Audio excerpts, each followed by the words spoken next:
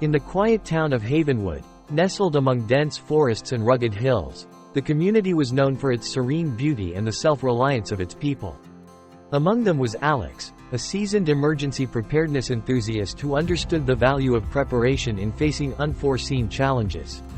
As winter approached, rumors of an impending severe snowstorm began to circulate, reminding Alex of the critical importance of long shelf-life foods in SHTF.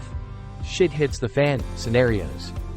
Years of meticulous planning had led Alex to amass a variety of foods with extended shelf lives, from freeze-dried fruits and vegetables to vacuum-sealed grains and legumes.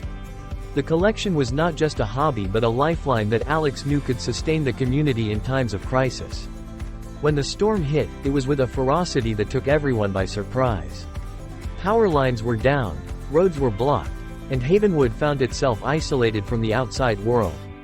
As the reality of the situation set in, Alex's preparations proved invaluable. The long shelf-life foods became more than just provisions. They symbolized hope and resilience in the face of adversity. With the community hall as a makeshift shelter, Alex shared the carefully preserved food. Meals were prepared with a variety of nutrients and flavors, thanks to the diversity of the stored goods.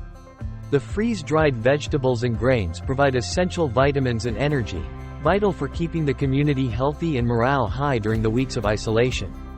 This shared experience brought the people of Havenwood closer together, forging bonds that would last a lifetime.